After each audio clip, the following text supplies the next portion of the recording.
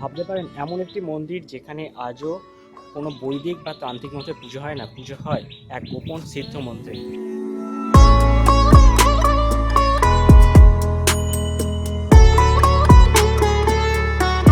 পশ্চিমবঙ্গে এমন অনেক শিব মন্দির আছে যাদের ইতিহাস কয়েকশো বছরের পুরনো, কিন্তু তাদের মধ্যে এমন একটি মন্দির রয়েছে যার ইতিহাস শুরু হয় কোনো রাজা বা জমিদারের হাত ধরে নয়, শুরু হয় একটি স্বপ্ন দিয়ে। একটি স্বপ্ন যা টানা 3 রাত ধরে একই মানুষকে একই নির্দেশ দিয়েছিল। একটি নদী যার বুকের গভীরে শতাব্দীর পর শতাব্দী লুকিয়েছিল এক জাগ্রত শিবলিঙ্গ, আর একটি তাম্র ফলক যেখানে লেখা ছিল এমন কিছু নিয়ম যা আজও অক্ষরে অক্ষরে পালন করা হয়, কিন্তু যার মন্ত্র আজও সাধারণ মানুষের কাছে অজানা। যেখানে বাবার কাছে মাথা নত স্বীকার করতে বাধ্য হয়েছিলেন এক ডাচ গভর্নর সাহেব, যে মন্দিরের সাথে জড়িয়ে আছে স্বয়ং মহানায়ক উত্তম কুমারের নামও। আজ আমরা এসেছি হুগলি জেলার চুঁচুড়া শহরে দক্ষিণ প্রান্তে ভাগীরথী তীর ঘেঁষে অবস্থিত বাবা ষণ্ডেশ্বরের মন্দিরে। এমন এক তীর্থক্ষেত্র যেখানে ভক্তদের বিশ্বাস আজও বাবা ষণ্ডেশ্বর সকলের মনস্কামনা পূরণ করেন। कर्पूर गौरम करुणावतारम संसार सारम भुजगेन्द्रहारम सदा वसन्तं हृदयारविन्दे भवं भवानी सहितं नमामि।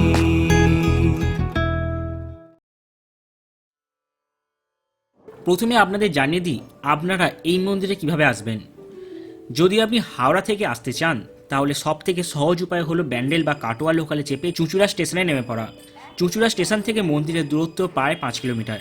স্টেশন চত্বর থেকেই সহজেই টোটো বা অটো পাওয়া যায়, ভাড়া মাথাপিছু 20 টাকা। কয়েক মিনিটের মধ্যেই পৌঁছে যাবেন ভাগীরথী তীরে সেই ঐতিহাসিক স্থানে যার নাম ষণ্ডেশ্বর তলা। আজকের দিনে চারিদিকে ঘরবাড়ি, দোকানপাট আর মানুষের ব্যস্ততা, কিন্তু কয়েকশো বছর আগে এই জায়গায় চেহারা ছিল সম্পূর্ণ আলাদা। আজ থেকে প্রায় 500 বছর আগে তখনও হুগলি ওলন্দাজদের বাণিজ্য নগরী হয়ে ওঠেনি, চারিদিকে সভ্যতার এত ছাপও পড়েনি। ভাগীরথীর এই তীর জুড়ে ছিল ঘন বন জঙ্গল। দিনের বেলা তো সেখানে একা যেতে মানুষ ভয় পেত। চুঁচুড়া গ্রামের দক্ষিণ পূর্বে কোণে ছিল একটি শ্মশান, সেই শ্মশানের পাশেই ছিল কামারপাড়া। দিনের বেলায় গ্রামের মানুষ গঙ্গায় স্নান করতে যেতেন, জেলেরা মাছ ধরার জন্য নৌকা নিয়ে নদীতে নামতেন, কিন্তু সন্ধ্যা নামলে চারিদিকে নেমে আসত গভীর নীরবতা। তখনও কেউ জানতো না খুব শিগগিরই এমন একটি ঘটনা ঘটতে চলেছে যা চিরকালের জন্য বদলে দেবে এই জনপদের ইতিহাস। চলে এসেছি এখন মন্দিরের সামনেই। সুন্দর এই প্রবেশদ্বার পেয়েই চোখে পড়ে বাবার মন্দির। এখানে মহাদেব ষণ্ডেশ্বরনাথ নামে বিরাজমান।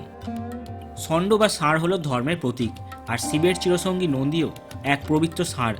ষণ্ডেশ্বর অর্থাৎ সেই ঈশ্বর যিনি ষাঁড়ে আরোহণ করেন, স্বয়ং মহাদেব। ব্রাহ্মণ পুরোহিত যেমন বাবার পুজো করেন, তেমনই সাধারণ মানুষ এমনকি অসংখ্য মহিলা প্রতিদিন জল আর বেলপাতা দিয়ে বাবার মাথায় অর্পণ করেন তাদের ভক্তি।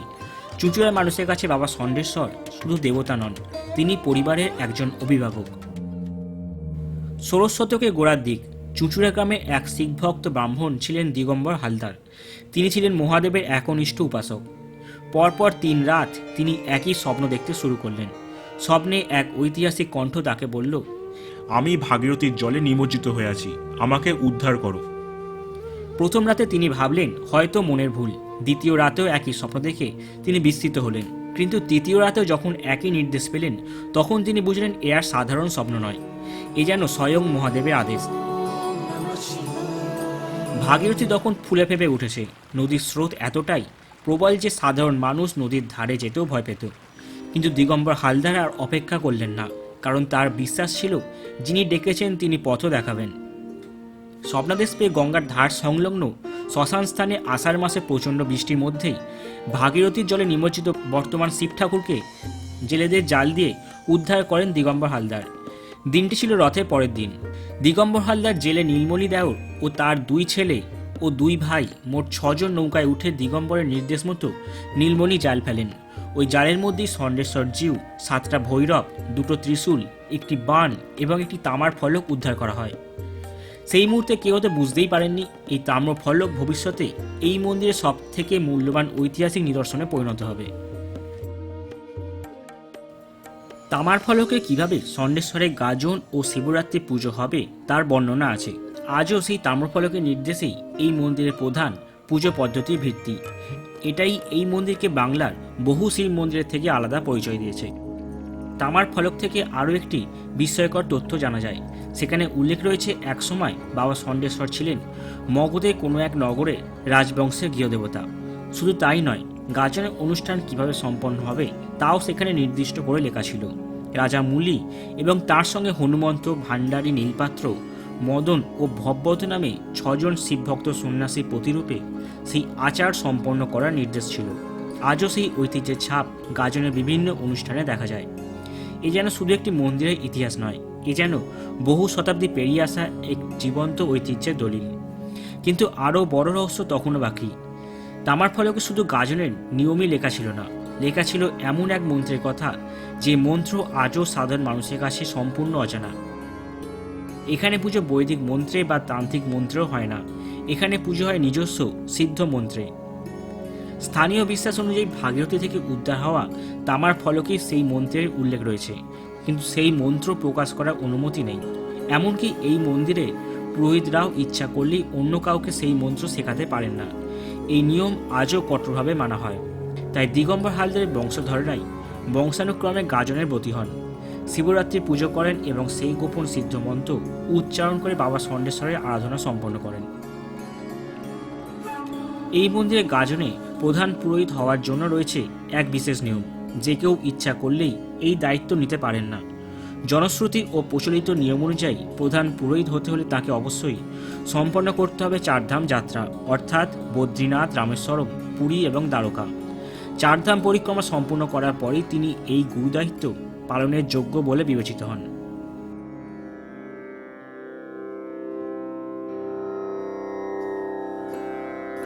চলুন এবার মন্দিরের গর্ভগৃহে প্রবেশ করে বাবার দর্শন করে আসি। গর্ভগৃহের একেবারেই মাঝে লিঙ্গরূপে বিরাজমান বাবা ষণ্ডেশ্বর জিউ। পিছনের দিকে রয়েছে একটি ত্রিশূল ও 2 দিকে নন্দী মহারাজ। আরও যে 7টি ভৈরব উদ্ধার হয়েছিল সেগুলো প্রধান মন্দিরের সামনেই এই মন্দিরটিতে রাখা রয়েছে।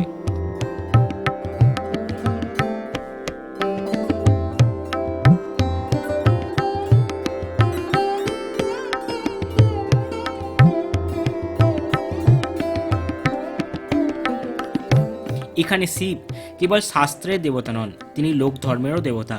এখানে সাধারণ মানুষ নিজের ভাষায়, নিজের ভক্তিতে, নিজের বিশ্বাসে বাবাকে ডাকেন।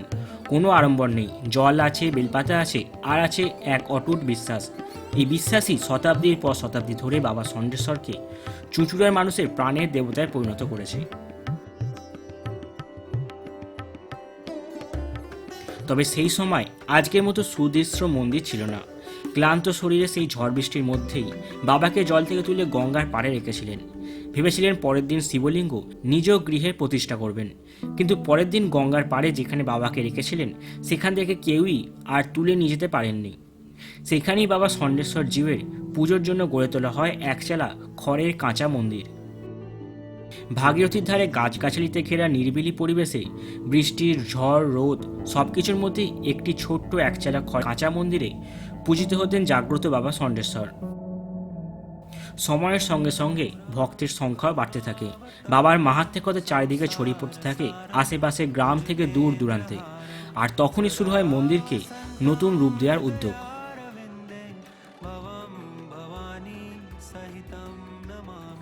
আজ যে সুদৃশ্য মন্দিরটি আমরা দেখতে পাচ্ছি, কয়েকশো বছর আগে তার চেহারা ছিল একেবারেই অন্যরকম। এলাকার বিশিষ্ট ব্যক্তি গৌরীকান্ত রায়, যিনি স্থানীয় জমিদার পরিবারের সদস্য ছিলেন এবং সিদ্ধেশ্বর রায়চৌধুরীর পিতা, তিনি বাবা ষণ্ডেশ্বরের জন্য একটি পাকা মন্দির নির্মাণে উদ্যোগ নেন। ক্রমে সেখানে গড়ে ওঠে পশ্চিমমুখী মন্দির। শুধু বাবা ষণ্ডেশ্বরই নন, একই প্রাঙ্গণে প্রতিষ্ঠিত হয় আরও বেশ কয়েকটি দেবদেবীর মন্দির। মন্দিরের পাশেই রয়েছে ভোগঘর। এরপর রয়েছে এদিকে মা যোগাদ্দা মন্দির, পাশে বঙ্কুবিহারী মন্দির, মা সিদ্ধেশ্বরী কালী মন্দির, নাট মন্দিরের উল্টো দিকে ওলাইচণ্ডী মায়ের মন্দির। অন্যদিকে তরুণদারের পাশে রয়েছেন সিদ্ধিদাতা গণেশ, নারায়ণদেব ও ষড়ভুজ মহাপ্রভু। আর রয়েছে মা ষষ্ঠী দেবীর একটি প্রাচীন শিলামূর্তি।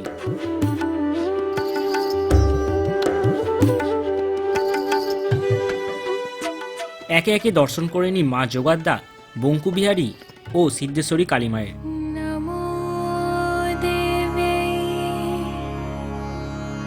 महादेव्यै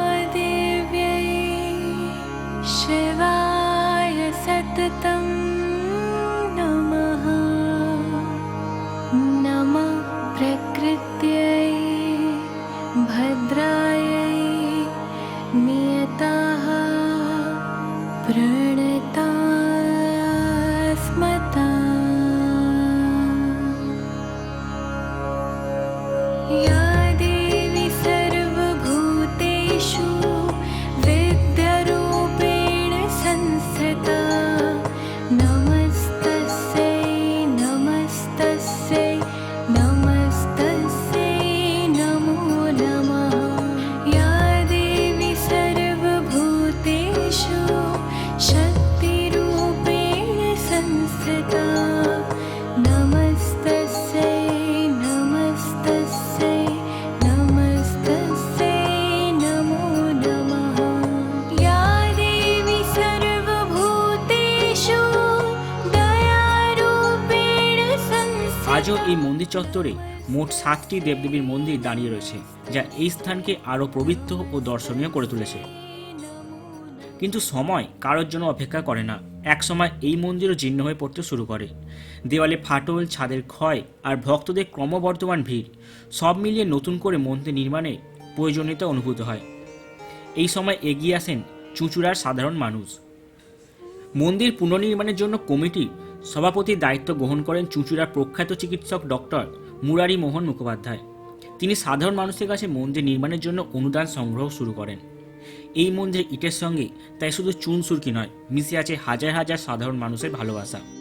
জানা যায় সেই সময় ডক্টর মুরারি মোহন মুখোপাধ্যায় উত্তম কুমারের স্ত্রীর চিকিৎসা করেছিলেন। চিকিৎসা সফল হওয়ার পর মহানক যখন ডাক্তারবাবুকে পারিশ্রমিক দিতে চান, তখন তিনি বলেছিলেন, আমাকে ফি দেওয়ার প্রয়োজন নেই, যদি কিছু করতে চান তাহলে বাবা ষণ্ডেশ্বরের নতুন মন্দির নির্মাণে সাহায্য করুন। এই অনুরোধে সাড়া দিয়ে মন্দির নির্মাণের জন্য উত্তম কুমার বাবু প্রচুর অর্থ দান করেছিলেন। অবশেষে 1974 সালে 4 মে নতুন মন্দিরের ভিত্তিপ্রস্তর স্থাপন করা হয়। ধীরে ধীরে গড়ে ওঠে আজকের এই সুদৃশ্য মন্দির। বর্তমানে উত্তরমুখী শিবলিঙ্গটি রূপোর পাত দিয়ে মোড়ানো, গৌরীপট্ট সহ প্রতিষ্ঠিত রয়েছে। মন্দিরে মেঝে শ্বেত পাথরে নির্মিত, চারিদিকে রয়েছে বারান্দা, যা মন্দিরের সৌন্দর্যকে আরও বাড়িয়ে তুলেছে।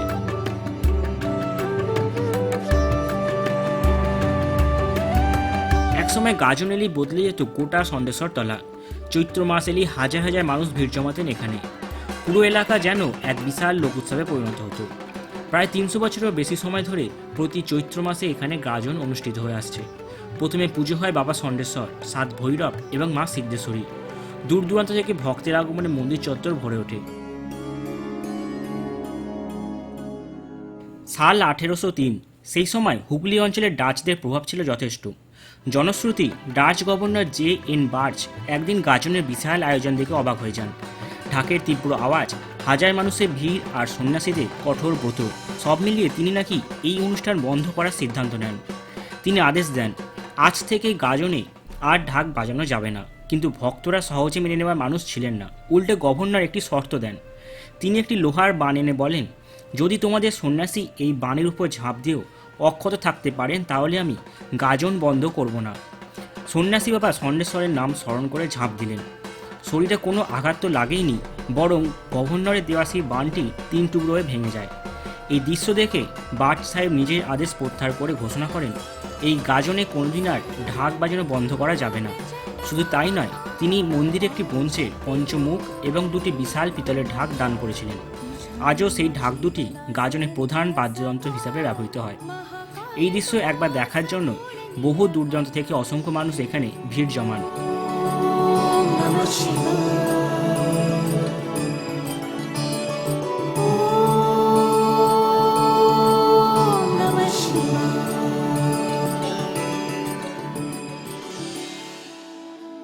বাবার মন্দির খোলা থাকে ভোর 5:30 থেকে দুপুর 1:30 ও বিকেল 4:30 থেকে রাত্রি 9টা পর্যন্ত। আপনি এখানে এলে শুধুমাত্র একটি শিব মন্দির নয়, একটি সম্পূর্ণ ধর্মীয় ঐতিহ্যকে একসঙ্গে দেখতে পাবেন। সব মিলিয়ে যেন এক অনন্য তীর্থক্ষেত্র। ভাগীরথীর বাতাস, মন্দিরের ঘণ্টাধ্বনি আর ভক্তদের ভক্তি, সব কিছু মিলিয়ে এই জায়গার পরিবেশ সত্যিই অন্যরকম। যদি কখনো আপনি হুগলি চুঁচুড়ে আসেন, তাহলে শুধু দর্শনার্থী হিসাবে নয়, কিছুক্ষণ নীরবে দাঁড়িয়ে থেকে এই মন্দিরের পরিবেশ অনুভব করার চেষ্টা করবেন। হয়তো তখন আপনিও বুঝতে পারবেন কেন স্থানীয় মানুষ আজও গভীর শ্রদ্ধার সঙ্গে বলে থাকেন, বাবা ষণ্ডেশ্বর দেব আজও জাগ্রত।